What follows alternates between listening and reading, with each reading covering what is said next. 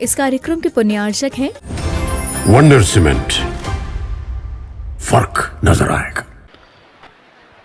ओम नमः सिद्धेभ्यः, ओम नमः सिद्धेभ्यः, ओम नमः सिद्धेभ्यः। नमः श्री वर्धमानाय निर्धूत कलिलात्मने सालोकानां त्रिलोकानां यद विद्या दर्पणायते। अहिंसा परमो धर्म की, महावीर भगवान की प्रातः स्मरणे परम पूजाचार्य गुरुवत श्री विद्यासागर जी मुनि महाराज की जय। जय बोलिए विद्याकुल शिरोमणि आचार्य भगवान श्री समय सागर जी महामुनि राज की, समस्त आचार्य संघ की। वस्तुतः धर्म और अधर्म इन दोनों के विषय में गहराई के साथ समझने की आवश्यकता है। संसारी प्राणी अपनी इच्छित वस्तु जिसके द्वारा प्राप्त कर लेता है उसको वह मित्र के रूप में स्वीकारता है, और इच्छित वस्तु यदि मान लो नहीं मिलती है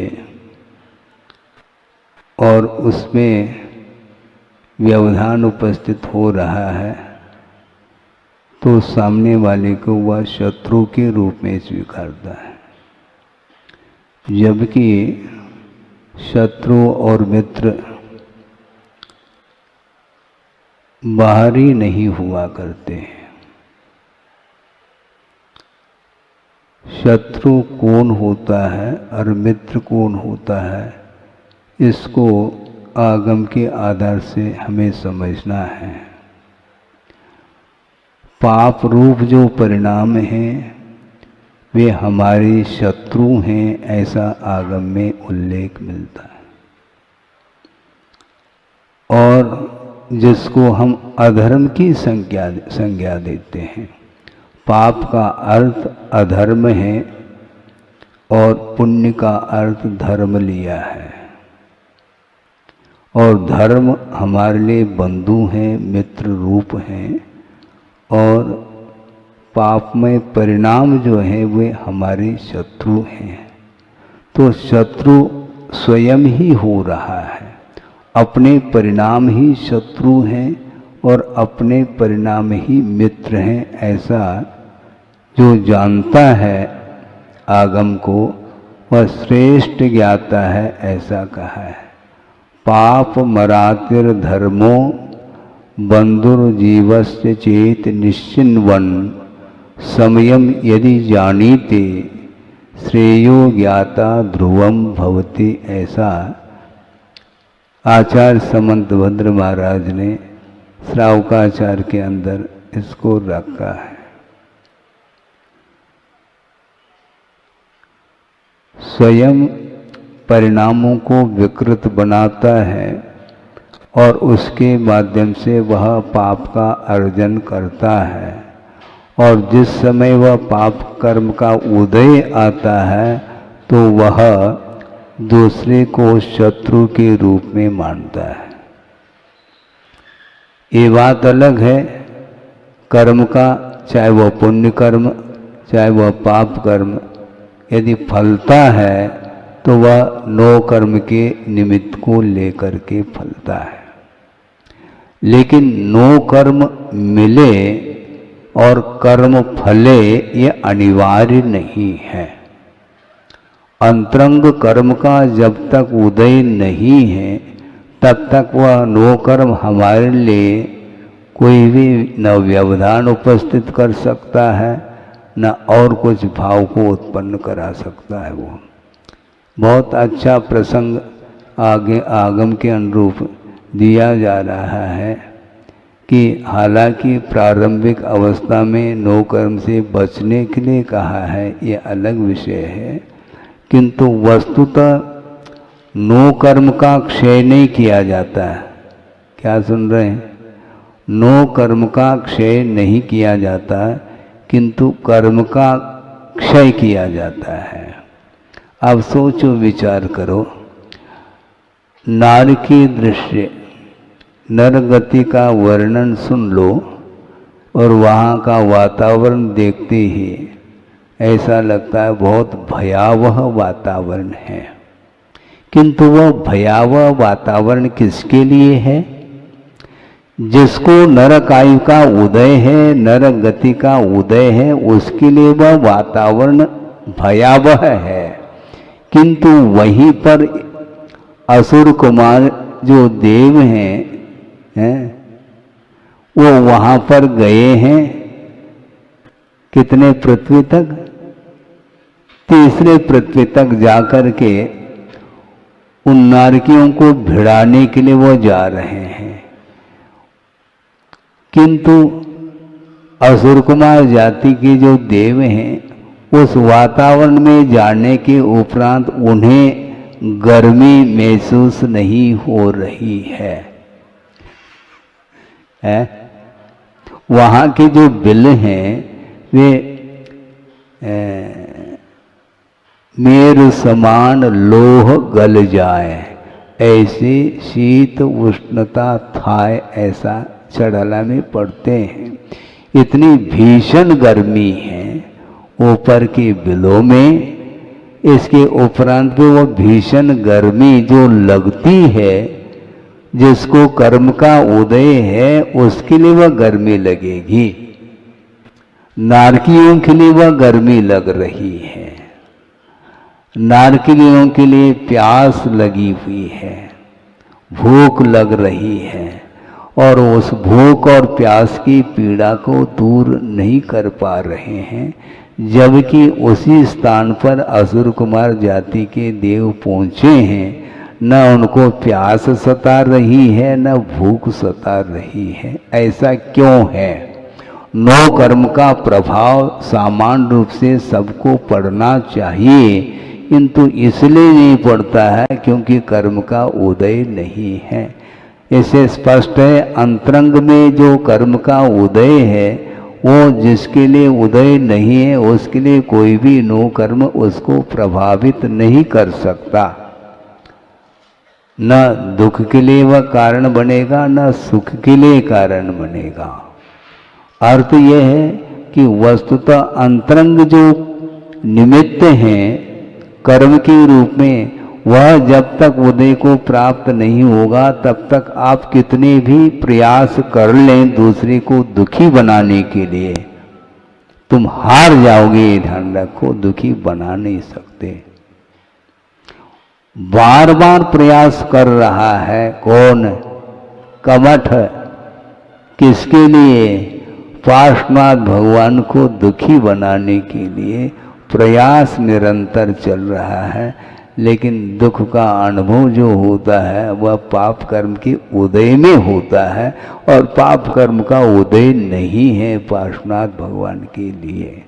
इसलिए वो तुम उपसर्ग करते रहो किंतु उसका प्रभाव नहीं पड़ता, और अंतरंग में जो शुक्ल ध्यान की ओर उनकी दृष्टि जाती है तो केवल ज्ञान को भी प्राप्त कर रहे हैं। इतने विपरीत परिस्थिति में भी वातावरण विपरीत है और कर्म का उदय भी है, किंतु संयम के माध्यम से, भेद विज्ञान के माध्यम से, साधना के माध्यम से अपने उपयोग को कलुषित नहीं करते हुए शांत भाव के साथ उस उदयगत कर्म को वह सहन करते हैं।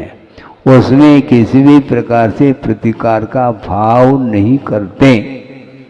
उपसर्ग जो कर रहा है उसके प्रति शत्रुता का भाव नहीं रखते, क्योंकि शत्रु दूसरा नहीं है, अपने किए हुए पापमय परिणाम शत्रु हैं। इसलिए पार्श्वनाथ भगवान कभी भी कमठ को शत्रु के रूप में नहीं देखा। यदि शत्रु के रूप में देखते तो उन्हें केवल ज्ञान उत्पन्न नहीं हो सकता। इसको बोलते हैं पाप मरातिर धर्मो बंधुर जीवस्य चेत निश्चिन्वन। समयम अर्थात शास्त्र आगम को जो जानता है वह श्रेष्ठ ज्ञाता होता है, ऐसा कहा है। और स्वयं इधर गुरुदेव हाइकू दे रहे हैं, बहुत प्रासंगिक हाइकू आपके सामने रख रहा हूँ कि तुमसे मेरे कर्म कटे, मुझसे तुम्हें क्या मिला। तुमसे मेरे कर्म कट गए, इन्हें कमठ के माध्यम से पार्श्वनाथ भगवान के कर्म कट गए, किंतु पार्श्वनाथ भगवान की उस वीतराग मुद्रा के माध्यम से कमठ ने क्या लिया, क्या लाभ लिया, हमें बता दो। तुमसे मेरे कर्म कटे, मुझसे तुम्हें क्या मिला। तुम्हें सब कुछ मिलना चाहिए था मेरे द्वारा, किंतु तुम्हारा पाप कर्म का उदय है, इसलिए वीतरागता का लाभ तुम्हें मिल नहीं सकता। वीतराग मुद्रा सामने होने के उपरांत भी भीतर यदि वीतराग भाव है तो वीतराग मुद्रा के प्रति बहुमान और आस्था का भाव जागृत होता, किंतु हो नहीं रहा है। तो इसलिए नौकर्म क्या कर रहा है, हमें बताओ। जेल में बंदी है, कैदी जिसको बोलते हैं, और जेलर भी है। तो जेल में दोनों बंद हैं, किंतु एक कैदी के रूप में बंद हैं और एक जेलर के रूप में सर्विस कर रहा है। तो उसके लिए उस क्षेत्रजन्य प्रभाव जिस प्रकार बंदी को पड़ रहा है, उस प्रकार जेलर को क्यों नहीं पड़ता नौकर्म का प्रभाव। दोनों एक ही स्थान पर बैठे हैं और जीवन गुजार रहे हैं, किंतु जेलर को कभी भी बंधन का अनुभव नहीं होता, जबकि कैदी को बंधन का अनुभव होता है। इसी को बोलते हैं कर्म का उदय।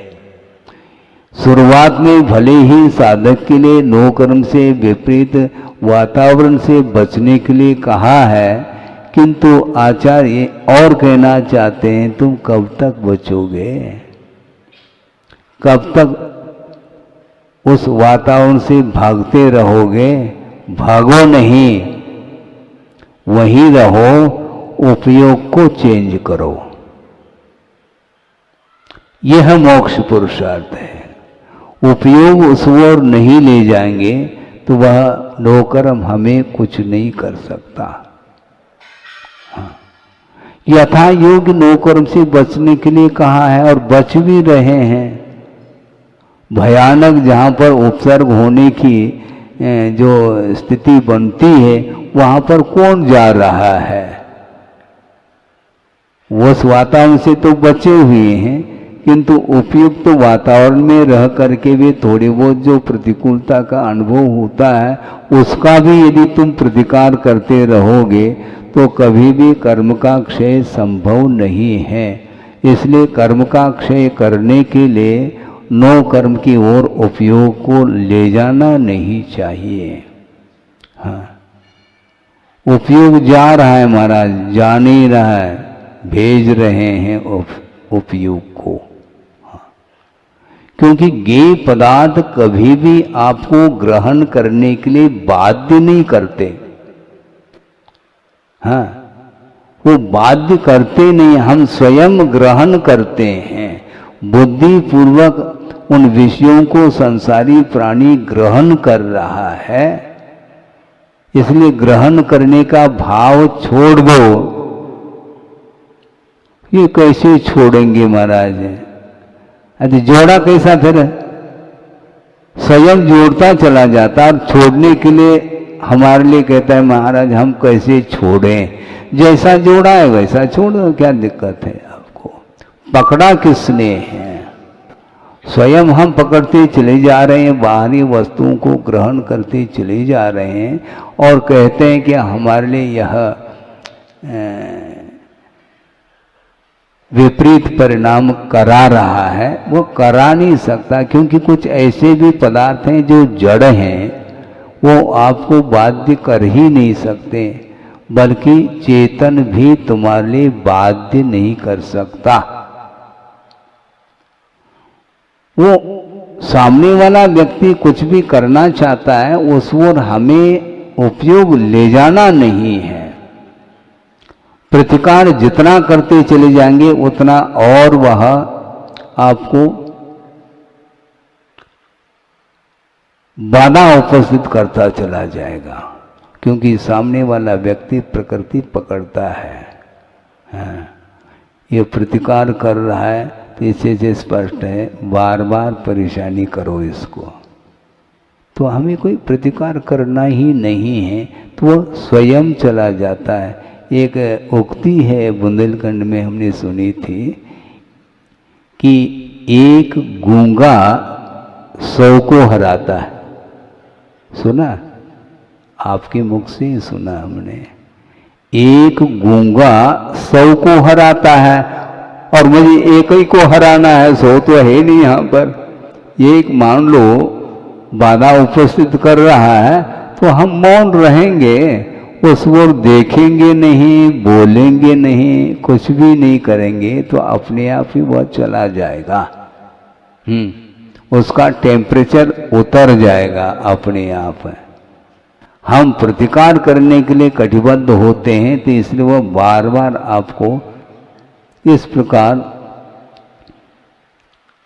करता है। तो इसलिए हमें गूंगा बनना है। मौन रहो जिਵੇਂ सार है, नहीं तो सब असार है। समझाते समझाते समझाते अनंत काल व्यतीत हुआ, उसको बात समझ में जब नहीं आ रही है तो हम कहाँ तक उसको बाध्य कर सकते? संभव नहीं। वह स्वीकारना नहीं चाहता है और हम जबरदस्ती कर रहे हैं। जबरदस्ती करो नहीं। इसलिए गुरुदेव बार बार कहते हैं, समझाना ज़्यादा ठीक नहीं। समझाना अच्छा नहीं, समझना अच्छा है। स्वयं को समझना है और अपना काम करके चले जाना है। समझने के लिए कोई खड़ा ही नहीं, बल्कि सामने वाला व्यक्ति समझना नहीं चाहता, समझाना और चाहता है। समझाना और चाहता है। तो भैया हम समझ सकते हैं आपसे जब आवश्यकता पड़ जाए। अभी हमें आपसे समझने की आवश्यकता नहीं है, क्योंकि गुरुदेव ने जो समझाया है वो बात समझ में हमें आ गई है। जब विस्मृत हो जाए तो आपको हम पूछ लेंगे, हम समझा देना, उस समय हम आपको याद कर लेंगे। हमें अभी कोई आवश्यकता नहीं है। आगम के अनुरूप, गुरु के अनुरूप जो हमें ज्ञान मिला है उतना पर्याप्त है। अहिंसा परमो धर्म की जय। कर्म सिद्धांत अद्भुत है। भिन्न भिन्न कर्म हुआ करते हैं। सामान्य की अपेक्षा से तो, कर्मत्व की अपेक्षा से तो एक ही कर्म है, किंतु भिन्न भिन्न प्रकृतियों की अपेक्षा से उसमें अंतर देखने में आता है।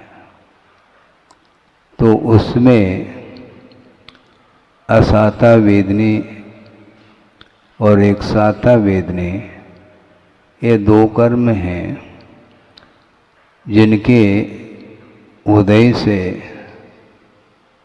आत्मा में आकुलता पैदा होती है, और वह आकुलता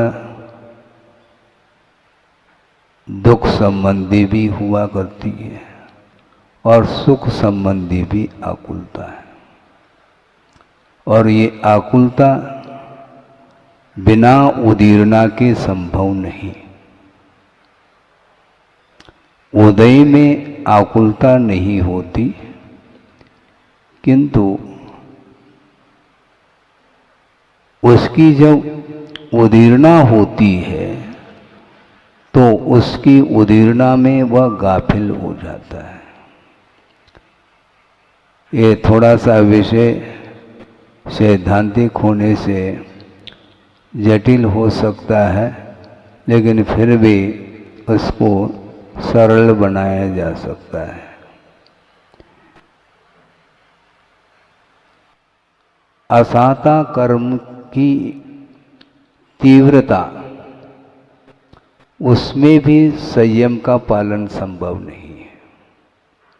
जैसे नरकों में असाता कर्म की तीव्रता है, उसके कारण वो अपने आप को संभाल नहीं पाते। इसी प्रकार साता की तीव्रता स्वर्गों में है, इसलिए वहाँ पर भी संयम का अनुपालन संभव नहीं है।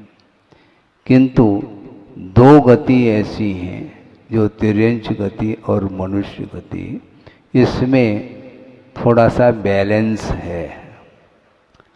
असाता की तीव्रता और साता की तीव्रता कभी कभी होती है, कभी कभी मंद होता है। ये अनुभाग को लेकर के ये वर्णन किया है। आकुलता पैदा करना ये वेदनी कर्म का कार्य है, किंतु एक और विशेष सिद्धांत इसके पीछे छिपा हुआ वह ये है, वह वेदनी कर्म आकुलता पैदा करना उसका स्वभाव है।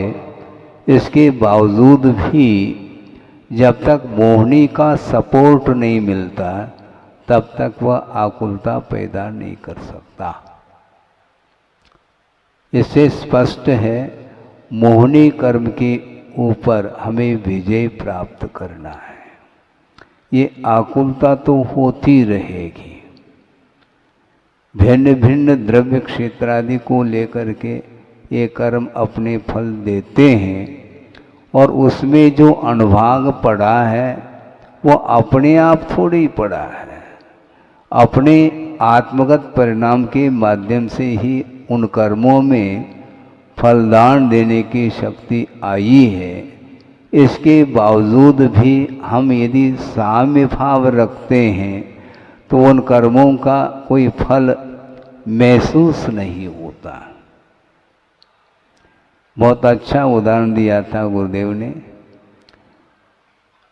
बिजली, करंट जिसको बोलते हैं, और पावर के साथ वह करंट प्रवाहित है। सुन रहे हैं आप? इसके बावजूद भी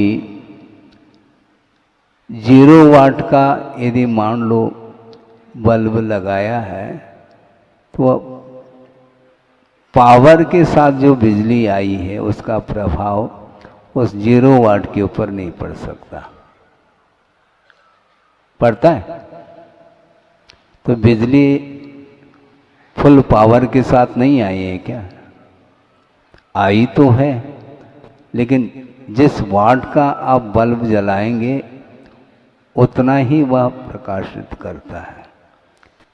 इसके ये प्रसंग गुरुदेव ने ये दिया था कि सत्ता में अनेक प्रकार के अनुभाग को लिए हुए कर्म विद्यमान हैं, किंतु उदय में जो कर्म है उसके अनुरूप उसको ट्रांसफर किया जा सकता है। संक्रमण की विधि बहुत अच्छी विधि मानी जाती है। संज्वलन कषाय का यदि उदय है तो अनंतानुबंधी अप्रत्याख्यानावरणी और प्रत्याख्यानावरणी संबंधी जो कषाय हैं वे सत्तागत कषाय व सारे सारे संज्वलन के रूप में परिणत होकर के उदय में आती हैं। इसलिए उनका जो अनुभाग है वह अपने मुख से फल दे नहीं पाता। तो इस प्रकार द्रव्य क्षेत्र आदि के निमित्त को ले करके कर्म अपना फल दे करके चले जाते हैं। मोह को संभालो, अन्य कर्मों को संभालने की कोई आवश्यकता नहीं है। पुण्य का बंध कैसा होता है? बोलो। पुण्य का बंध जो होता है वह इच्छा से नहीं होता है, ध्यान रखो। पुण्यम बंदति जीवो, पुण्यम बंदति जीवो मंद कसाये परिणदो संतो, तम्मा मंद कसाया हेवु पुण्यस नहीं वंछा। इच्छा से पुण्य का अर्जन नहीं होता है। पुण्य का बंद जो करता है जीव, वह मंद कषाय से परिणत यदि है तो वही जीव पुण्य का बंद करता है। इसलिए पुण्य बंद का हेतु क्या है?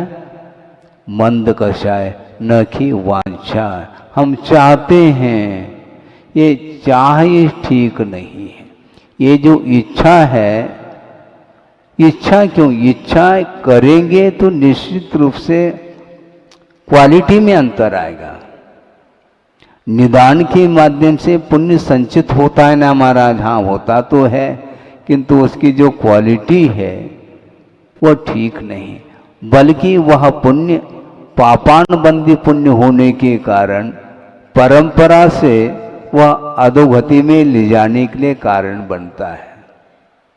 ये जितने भी नारायण होते हैं, प्रतिनारायण अधिक होते हैं, ये निदान के माध्यम से उन्हें यह पद मिलता है और निदान करके वो स्वर्गों में पहुंच जाते हैं और वहाँ पर स्वर्गीय सुख का अनुभव करके यहाँ पर आने के उपरांत नारायण प्रतिनारायण अधिक पद को प्राप्त कर लेते हैं।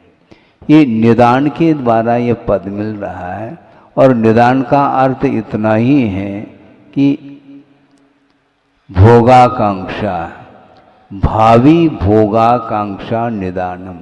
भविष्य में भोगों की जो आकांक्षा है वह निदान माना जाता है और उसके माध्यम से जो पुण्य अर्जित होता है वह सात से पुण्य नहीं माना जाता। सात से पुण्य नहीं माना जाता वो, और उस पुण्य का उपभोग जो किया है संसारी प्राणी ने, वह राग पूर्वक ही उसका उपभोग किया है और उस राग पूर्वक उपभोग करने के फलस्वरूप जो पाप का अर्जन किया है वह जाकर के उसको दुर्गति के लिए कारण सिद्ध होता है। इसलिए इच्छा मत करो, इच्छा को रोकना यह तप माना जाता है। हाँ, बहुत सारी इच्छाएं होती, ये इच्छा क्यों? इच्छा में पुरुषार्थ नहीं, यदि है तो इच्छा ही एकमात्र पुरुषार्थ। इच्छा में कोई भी पुरुषार्थ नहीं है। पुरुषार्थ, मोक्ष पुरुषार्थ, उसमें भी पुरुषार्थ है, इच्छा नहीं। काम पुरुषार्थ, वह भी पुरुषार्थ है। अर्थ पुरुषार्थ, वह भी पुरुषार्थ है। धर्म पुरुषार्थ, वह भी, सब में पुरुषार्थ लगा हुआ है, प्रयत्न लगा हुआ है। इसलिए इच्छा मत करो, पुरुषार्थ करो।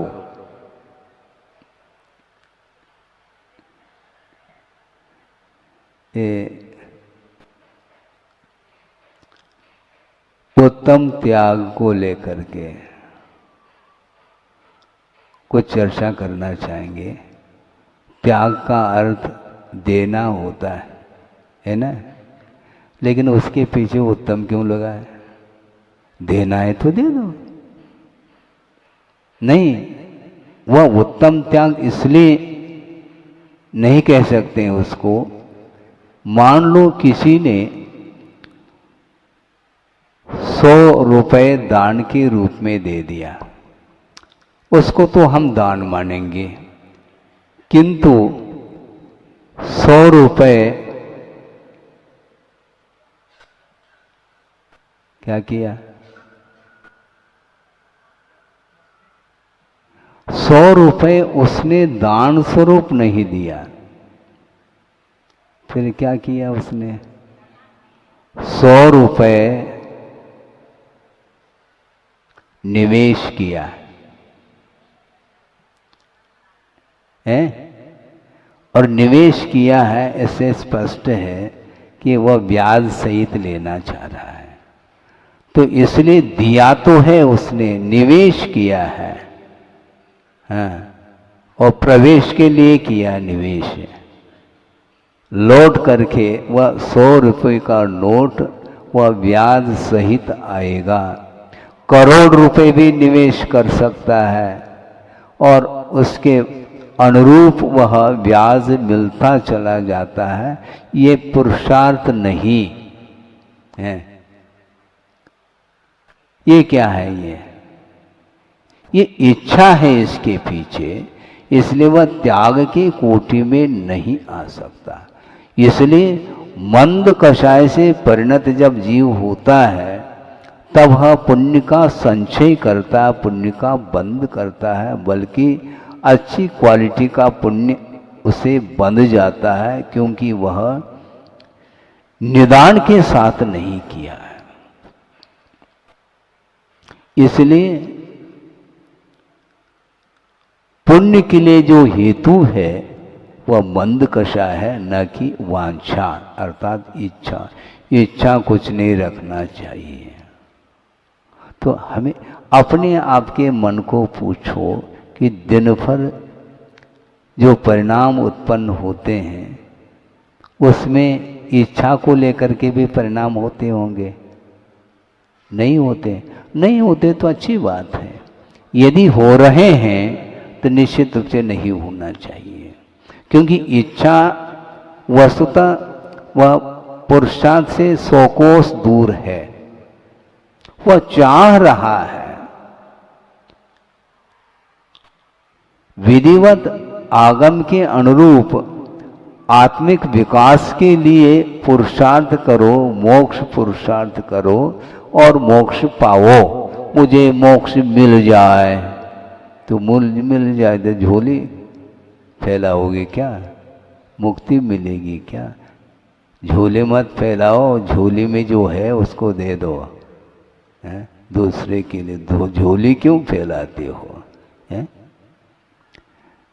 जो पुण्य का संचय हुआ है उसका भी वह उपभोग करना नहीं चाहता है और दूसरे के लिए वह सहयोग के रूप में देना चाहता है। तो ये देने के भाव रखो। उत्तम त्याग का जो भाव रखेगा उसके लिए नहीं मांगते हुए भी वह पुण्य संचित होता चला जाता है। इतना संचय उसका होता है। चक्रवर्ती ने कोई फैक्ट्री वगैरह खोल रखी थी क्या? है? ये इतना वैभव उन्हें मिला कैसा? 84 लाख हाथी कहाँ से लाए वो? कहाँ से लाए? उनके लिए क्यों मिला है? अड़ोस पड़ोस के व्यक्ति के लिए वह वैभव क्यों नहीं मिला? हमें बता दो। 18 करोड़ घोड़े और उतना रथ, उसके वो स्वामी क्यों हो रहे हैं? 6 खंड के अधिपतित्व को लेकर के वो सामने आ रहे हैं, तो उसके पीछे उनका जो तीव्र पुण्य है वही दे रहा है। तुम इसके स्वामी हो। यहां तक कि कन्याओं को दे देते हैं। सुन रहे हैं आप? हाँ, अच्छे सुंदर सुंदर कन्याओं को वो दे रहे हैं। इनको आप संभालो, ये आप, इनके स्वामी आप हैं। ऐसा क्यों हो रहा है? और अड़ोस पड़ोस का कोई व्यक्ति है, उसको कोई पूछ नहीं रहा है। क्यों पूछेंगे? उसने पुण्य संचय, क्योंकि ये वैभव जो मिल रहा है ये चाहने से नहीं मिलता। ये रत्नत्रय का परिणाम है, ये त्याग का परिणाम है, उत्तम त्याग का परिणाम है ये। हाँ, मतलब त्याग में भी उत्तम शब्द छुड़ा हुआ है। उत्तम नहीं है तो वैसे ही त्याग है। वो निवेश करता चला जा रहा है और वापस वह लेना चाहता है, इसलिए वह त्याग के कोटि में नहीं आता। इसी प्रकार जो बाल तप है वह उत्तम तप के कोटि में नहीं आ सकता, क्योंकि विषयों की इच्छा को लेकर के जो कुछ भी तपस्या की जाती है उसका कोई भी परिणाम अच्छा नहीं निकलने वाला है, और उसके पीछे खूब वह तप करके कष्ट का अनुभव करते हुए भी उसको अपनाया है, क्योंकि उसके लिए सामग्री कम पड़ रही थी, इसलिए वह संतुष्ट नहीं था, इसलिए वह छोड़ देता है और इससे कई गुना हमें वैभव मिल जाए, यह जो इच्छा, ये जो संज्ञा, तीव्र आशा, उसके कारण वह इस प्रकार तप कर रहा है। तो ये आपका जो लक्ष्य है वह लक्ष्य के ऊपर ही पुण्य संचित होता है। मिलने पर भी मुझे नहीं चाहिए, ये भाव एक क्षण के लिए भी आ जाए तो उसके माध्यम से जो पुण्य संचित होगा वह किसी के द्वारा नहीं हो सकता है। वह पुण्य संचय ज्ञानी के लिए संभव है,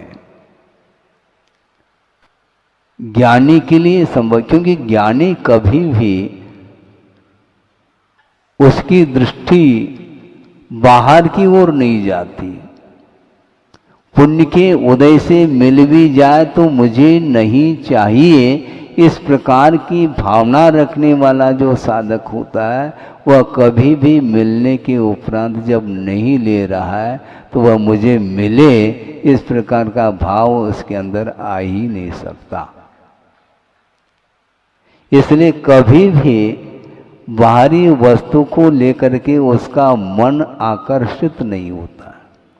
बाहरी जो नौकर्म है, पंचेंद्रिय के विषय हैं, उसको देख करके जिसका मन प्रफुल्लित हो रहा है, इससे स्पष्ट है उसके अंदर वांछा है, वह चाहता है, उसका उपभोग करना चाहता है, किंतु ज्ञानी कहता मुझे नहीं चाहिए। ये जो वैभव मिल रहा है कर्म के उदय में मिल रहा है, और इसका चाव के साथ यदि ग्रहण कर लूं तो पुण्य निश्चित रूप से क्षीण होगा, और पुण्य यदि क्षीण होगा तो पाप कर्म का क्षय हम नहीं कर पाएंगे।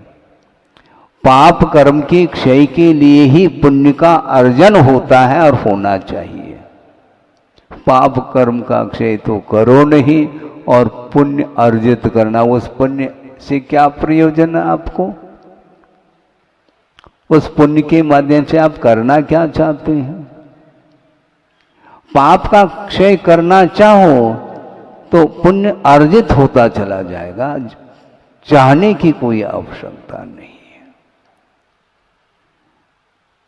लेकिन ये बहुत कठिन काम है, इच्छा को रोकना बहुत कठिन है। शुक्ल लेशा है, मंदतम कषाय है, इसके बाद भी उसके अंदर इच्छा बनी हुई है क्या नहीं? उदाहरण दिया है ना, कृष्ण लेशा के लिए वो कुल्हाड़ी के माध्यम से वृक्ष को काटना चाह रहा है?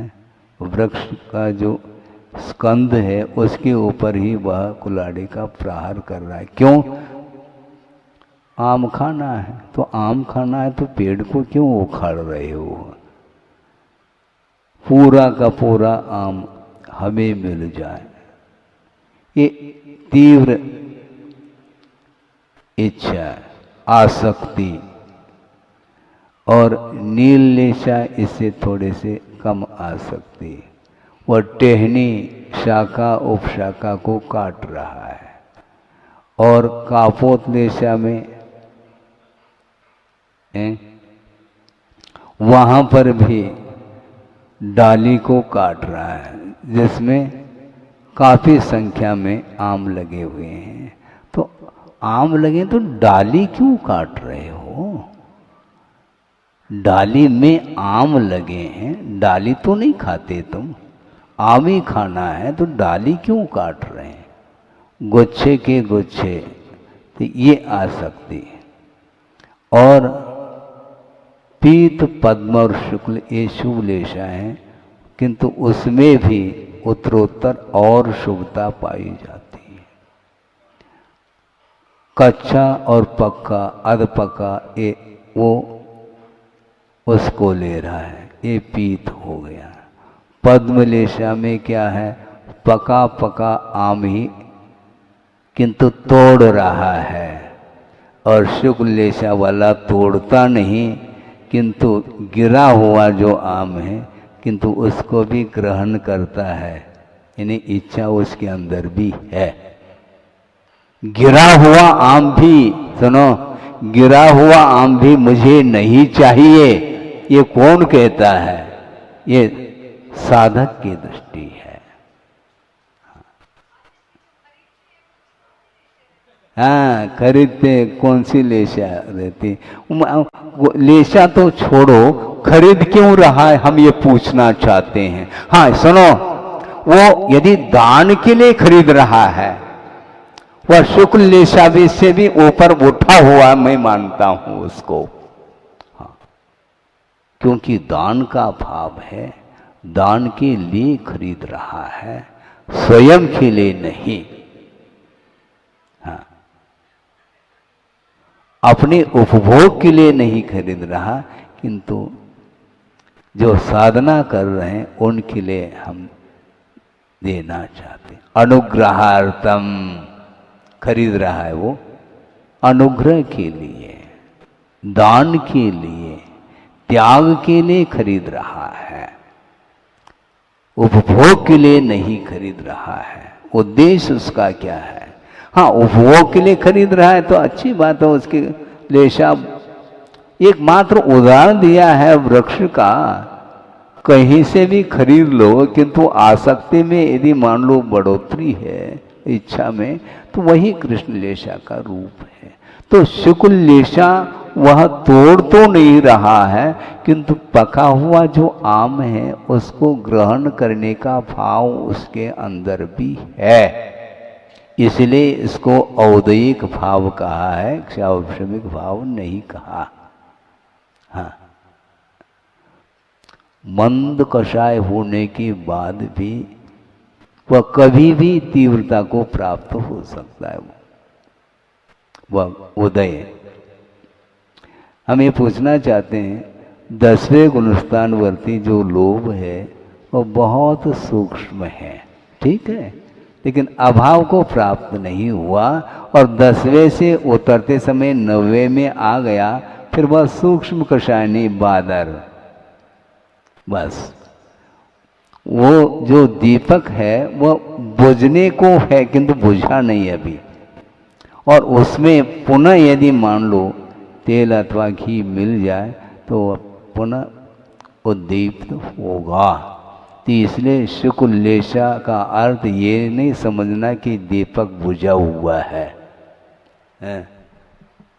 ये तो बुझ जाएगा, बुझ जाएगा तब हम कहेंगे, नहीं तो उतना ही पर्याप्त है, एक चिनगारी पर्याप्त है, वह परिसर को जला सकता है पूरा का पूरा है।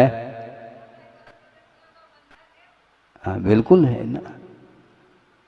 तो मैं ये कह रहा था, ये इच्छाएं जो हैं ये बहुत ही हमारे लिए अभिशाप सिद्ध होती है। एक साथ इच्छाओं को मान लो संसारी प्राणी रोक नहीं पाता है, कोई बाधा नहीं, किंतु परसेंटेज के रूप में यदि इच्छा को रोकने का पुरुषार्थ करता है तो निश्चित रूप से वह आगे भविष्य में जा कर के अपने जीवन को संयम में बना सकता है। संयम का अर्थ क्या है? नियंत्रण। आप गाड़ी चला रहे हैं ये ठीक है, लेकिन गियर को ध्यान में रखना चाहिए। एकदम 80-90 स्पीड से यदि भगाओगे तो कभी भी किसी भी पल में वह गाड़ी पलट सकती है, क्योंकि नियंत्रण में नहीं है। इसलिए चलाना हो तो चला ही रहे हैं, हमारे कहने से थोड़ी चला रहे हैं आप। किंतु सावधानी यदि रखेंगे तो अपनी रक्षा भी हो सकती है और दूसरे की भी रक्षा हो सकती है। इसलिए रक्षा की बात करते हैं तो नियंत्रण बहुत आवश्यक है। इसलिए पुण्यम बंधरी जीवो मंद कषाय परिणदो संतो, मंद कषाय के साथ परिणत होता हुआ वह जीव पुण्य का बंध करता है। इसलिए पुण्य का यदि कोई हेतु है तो वह मंद कषाय है, न कि वांछा। इसलिए इच्छा का निरोध करने का पुरुषार्थ करो। छोड़ भी दिया और पुनः इच्छा, तो छोड़ा काय के लिए फिर आपने है? छोड़ करके भी वापस मुड़ मुड़ करके देखना ठीक नहीं है। तीर्थंकर को वैराग्य जब होता है तो एक बार वैराग्य हुआ तो वो निकल गए, मुड़ मुड़ करके वो देखते नहीं अपनी हवेली को। छोड़ा क्यों फिर? बल्कि छोड़ने के उपरांत यह भी मन में भाव नहीं रखते कि मैंने छोड़ा है। जब हमसे वहां पृथक ही है तो हमने छोड़ा क्या है? पौद्गलिक वस्तु मेरी कैसे हो सकती है?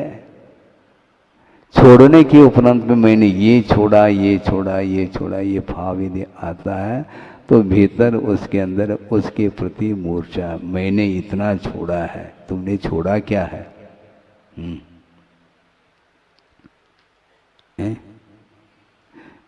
जितना तुमने जिंदगी भर पानी नहीं पिया उससे भी ज्यादा हमने घी पिया है।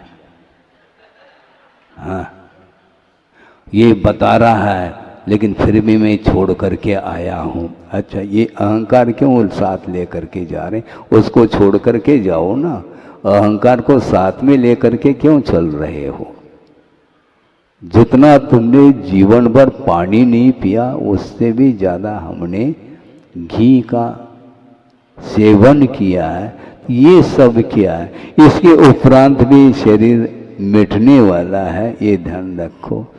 80-90 साल का कोई वृद्ध है, उसको आप हलवा खिलाओ या पूड़ी खिलाओ, किंतु चेहरे पर जो झुर्नी है वह कभी समाप्त नहीं हो सकती। बिल्कुल ठीक है, इसमें क्या दिक्कत है? हाँ, क्योंकि आपको जिनवानी रुच रही है। ये अच्छे शुभ लक्षण माने जाते। भले ही लौट करके घर जाना ये अलग विषय है, किंतु रुच तो रहा है। धर्म रुचना चाहिए, और जिसको धर्म रुच रहा है तो धीरे धीरे विषय भी उसके लिए अरुचिकर लगते चले जाएंगे। धीरे धीरे धीरे यह आगे बढ़ता चला जाता है। इसलिए ज़्यादा नहीं कहना चाहता हूँ, क्योंकि कल भी तो कुछ कहना है ना। है? कितना कहना, अनुकूल अनुकूल, प्रतिकूल प्रतिकूल, ये हमेशा धूप और छाव की भांति पल भर में कर्म के उदय परिवर्तन को लेकर के आते हैं। कभी साता का उदय आता है, कभी असाता का उदय आता है। जब साता का उदय आता है तो उस समय कभी भी वह भगवान के सामने खड़े होकर के हाथ जोड़ करके नहीं कहता है कि महाराज ये साता का बहुत उदय आ रहा है। मतलब पुण्य के उदय को कोई छोड़ना नहीं चाहता। और एक क्षण के लिए भी यदि मान लो पाप का उदय आता है तो ऐसा कौन सा हमने किया है? तो आप ही नहीं तो किया है। आप हाथ क्यों जोड़ रहे हो भगवान के सामने? पाप करते समय उसने दूसरे को हाथ दिखाया, हाथ जोड़ा नहीं, और भगवान के सामने जोड़ रहा है, क्योंकि फल सामने आया, अब भोगना पड़ेगा, बर्दाश्त नहीं हो रहा है। तो कार्य ऐसा क्यों किया तुमने? जो कार्य किया है तो उसका फल तो स्वयं को ही भोगना है ना। जो कृत्य करता है उसका भोगता उसको स्वयं को होना पड़ता है। कोई दूसरा करे और उस फल का भोक्ता कोई दूसरा हो जाए, ऐसा होता नहीं। अपने द्वारा किया हुआ अर्जित जो कर्म है उसको छोड़ करके मुझे दूसरा कोई भी दुखी नहीं बना सकता, न कोई सुखी बना सकता। ये कर्म सिद्धांत है। जब ये कर्म सिद्धांत है तो ये आकुलता करने से होना क्या है? क्योंकि आकुलता जो हो रही है वह अपने कर्म के उदय में हो रही है, उसमें साम्य भाव रखो, यह पुरुषार्थ माना जाएगा। इसलिए आप अनुकूलता ढूंढ रहे हैं, इससे स्पष्ट है कि राग द्वेष से ऊपर हम नहीं उठ पा रहे। कब तक आप प्रतिकार करोगे? प्राथमिक भूमिका आपकी कब तक रहेगी? सोचो, विचार करो। छोटा सा बालक है, उसके लिए तो प्रतिकूलताएं हो सकती हैं, लेकिन बड़े होने के उपरांत भी बर्दाश्त करने की यदि मान लो क्षमता नहीं आई है तो कब आएगी? है? कुछ पूछ रहे हैं क्या? कोई जिज्ञासा तो नहीं है? महाराज कोई जिज्ञासा नहीं, आप ही बोलते जाओ, हम शांति से सुनते चले जाएंगे। इसलिए आगम में बहुत कुछ लिखा हुआ मिलता है। शांति के साथ थोड़ी सी आकुलता को कम करते हुए पढ़ो और समझते हुए और प्रतिशत के रूप में उसका अनुकरण करो तो निश्चित रूप से पुण्य संचित होगा। पुण्य संचय के लिए नहीं करना, किंतु पाप के क्षय के लिए चारित्र का पालन किया जाता है। चारित्र को जो अंगीकार किया जा रहा है उसके पीछे लक्ष्य क्या है? राग द्वेष निवृत्ति। राग द्वेष की निवृत्ति के लिए चरणम प्रतिपद्यते। चारित्र को वह स्वीकार कर रहा है। पहले से घर में ही राग द्वेष की निवृत्ति हो जाए फिर चारित्र ग्रहण करने की क्या आवश्यकता है? इसलिए चारित्र को जिस व्यक्ति ने अपनी क्षमता के अनुरूप पालन कर रहा है तो उसके लिए अब उसके जीवन में राग द्वेष की निवृत्ति होनी चाहिए। और जो जितना अनुकूल में लगा है उसके राग में क्षति नहीं हो पाएगी, क्योंकि राग और द्वेष ये दोनों जो अनुकूल और प्रतिकूल इसमें बार बार उपयोग जाएगा तो बार बार अनुकूलता के लिए वह प्रयास करेगा और अनुकूलता मिल गई तो फिर वह प्रमाद आएगा और वो सो जाएगा। पक्की बात है ये। इसलिए अफुरत संयम का अर्थ क्या होता है? क्या है अफुरत संयम का अर्थ? क्या? संयम का अपहरण हुआ है। सुना आपने? हाँ, अफुरत का अर्थ जो शुद्धोपयोग आत्मक जो संयम है उसका अपहरण हो जाता है, जिसका नाम अफुरत संयम है। मान लो मुनि महाराज हैं, श्रमण हैं और सामायिक आदि करना चाहते हैं, प्रारंभिक भूमिका है ऐसा मान के चलते हैं, तो वो अनुकूलता चाहते हैं।